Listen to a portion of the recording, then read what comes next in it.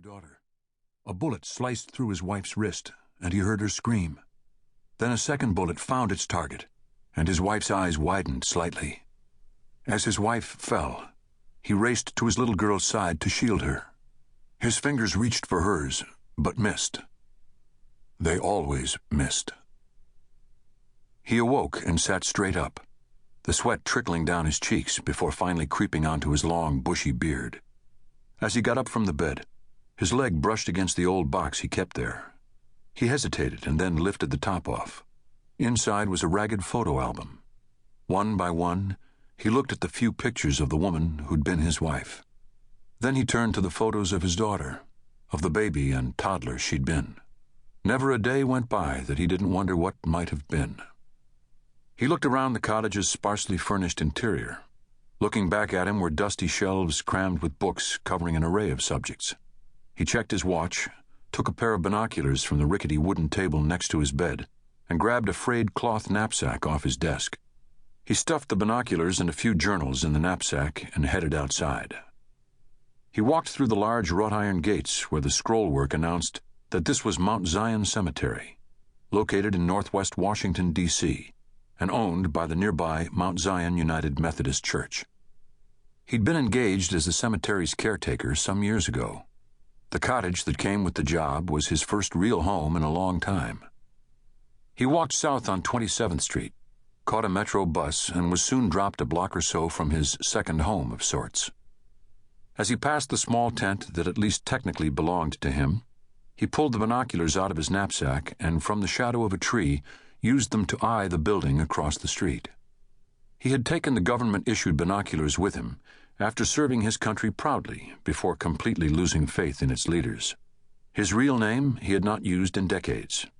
He had been known for a long time now as Oliver Stone, a name he'd adopted in what could only be termed an act of cheeky defiance.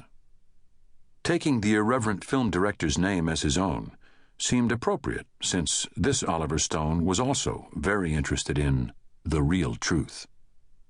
Through the binoculars, he continued to study the comings and goings at the mansion that never ceased to fascinate him.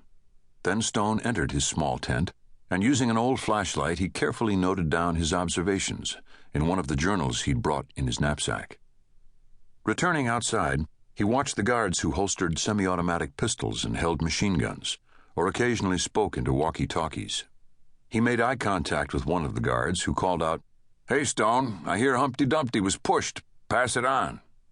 Some of the other men laughed at this remark, and even Stone's lips curled into a smile. "Duly noted," he answered back. He hitched his frayed pants up tighter around his slender waist, smoothed back his long grayish-white hair, and stopped for a moment to retie the string that was trying and failing to hold his right shoe together. "It is new clothes that you need," a female voice said in the darkness.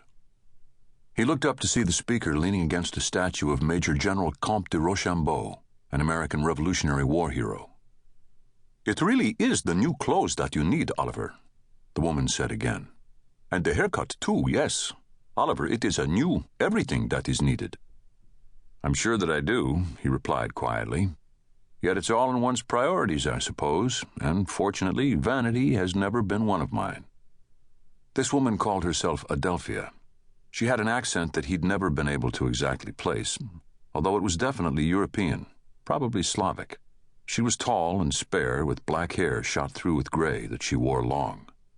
The 6-foot-long, freestanding banner outside her tent proclaimed, "A fetus is a life.